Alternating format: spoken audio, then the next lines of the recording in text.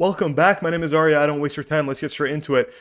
I haven't read this report yet, and a friend told me, I haven't checked the stock price, I haven't read the report, I haven't done any of that. A friend told me the stock is down.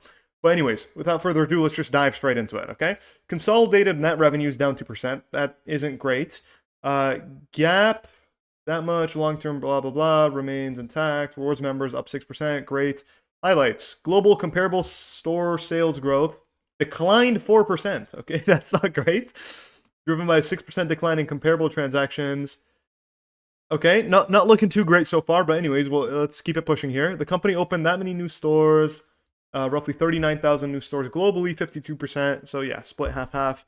Okay, that's normal. At the end of Q2, China comprised 61% of the company's global portfolio. GAAP operating margin contracted. That's horrible. Contracted 2% year-over-year of 13%, primarily driven by deleverage incremental investments in store. Okay, again, so far we have comparable same-store sales growth decline, which this was actually a strong suit in my, if you didn't know, I'll put it in the show notes and all that type of stuff, but the video I made on Starbucks, this was a very strong part of my thesis with the company of strong same-store sales growth despite the weakness in the stock and all that type of stuff. Okay, not great so far. Margin contraction and same-store sales growth decline. Whatever, we'll keep it pushing here. GAAP earnings per share of 70 cents declined 70. Oh god, that's not great. Starbucks rewards loyalty program up. Okay, fair, whatever. Up 6%. It is what it is. But yeah, okay. So they put in a nice little tables for us here. Whatever. Changing comparable. Oh god. Yeah, it does not look pretty. Store count was up, so that's fine. Revenues, slight decrease year over year. I don't know. This isn't too worrisome. Like, of course, it's not great. It's not a good earnings report. A bunch of stuff is down.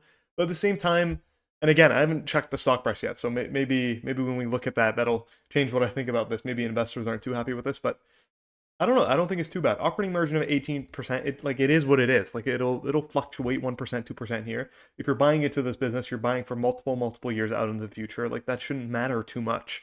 The net earnings per continent. Yeah, so that's the decline of 14%. Moving on. Where's the cash flow statement? Let's see. Here we go. This is, yeah, okay, perfect. So they had operating activities. Let's see. Net cash provided by operating activities of 2.9. So the cash flows are really strong. Operating cash flow was, what is that? Like, I want to say 30% year over year. That's incredible. Operating cash flows, incredible stuff. And then purchase of investment. Where's capital expenditures? They do it weird here. Yeah.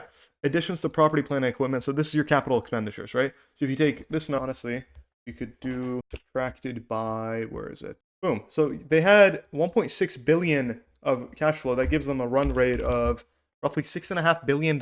Guys, I don't think this is too worrisome. Their cash flows are, I think they're beating expectations, if anything. Cash flows are incredible. Change in ticket. And their ticket, so their average ticket price is like your, the average price of Starbucks bill. So if someone goes in and buys like a $7 coffee and like a $3 snack or something, the average ticket price is $10, right? And that gets averaged out with all the different customers, every single Starbucks person that visits a Starbucks and buys something, right? So average ticket price up 4%. I don't think this is too worrisome of a report. Again, comparable same-store sales growth is just absolutely cratering, but it could just be like a one-off quarter. I'd be more worried if this continues for the next couple quarters and then annualized they were down like a significant amount. But then again, like it's Starbucks at the end of the day, right? Like it's not like this is a permanent thing. Yeah, I think this report so far is good. Not good, but I don't think. My friend told me the stock is down, so I guess we could see what everyone is thinking about. Oh my god, that's horrible. It was down 10%. You know what? Let me actually here. I'll pull up the free cash flow calculator. That's interesting. I think it might be one of the cheapest in the portfolio now. If you guys didn't know, I use this in literally every single video. It's similar to the methodology that the PEG ratio uses. So it takes the current valuation of the company, so their price to free cash flow, and divides that by the growth rate of those cash flows. And this is how we end up with all these. And it just lists them by the cheapest to the most expensive as it's color coordinated as well, right?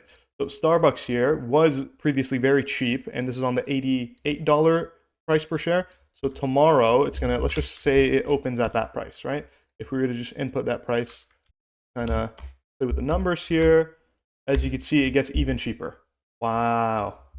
And this isn't like a crazy amount of growth. This is only like a 13% growth rate that we're applying. Even if we go lower to like a 10% growth rate, it's still not, it's yellow, right? So it's not amazing, but I don't think that's what Starbucks is going to be providing. I think their free cash flow growth, especially as we just saw, what is it, like $7 billion of free cash flow that they just did on a run rate, of course, $6.5 billion run rate. So yeah, I don't think Starbucks is that expensive. I think if anything, it just got cheaper. I'm not sure about myself personally adding more, as I have a pretty big position as it stands anyways, but I wouldn't blame anyone for jumping into the company. Of course, not financial advice or anything like that. But yeah, you see, so free cash flow on a forward basis was, I estimated for it to be 4 billion, and they just did 1.6 billion, was it, or something like that? So they're on track to beating this free cash flow estimate, just to give you an idea. And of course, maybe it's just a one-off quarter, but let's say they get the 5 billion in free cash flow. All of a sudden, it becomes the cheapest company in my investable universe, even cheaper than Evolution Gaming, which I've been screaming at the top of my lungs for the past God knows how long, calling it incredibly cheap and that it provides an excellent opportunity to outperform on a going forward basis. So again, as you can see, sure, the comparable sales figures and the EPS and all that type of stuff is not that great, but on a free cash flow basis, company looks great as ever. So with that being said, I'd be curious to know what you guys have to say about the company. I absolutely read every single comment that you guys leave me. And also 80% of you, and I know every single YouTuber says this, but 80% of you aren't subscribed. So it costs nothing. Go ahead, just hit the subscribe button. I provide excellent analytical news to you guys. Thank you for watching. Have a great day.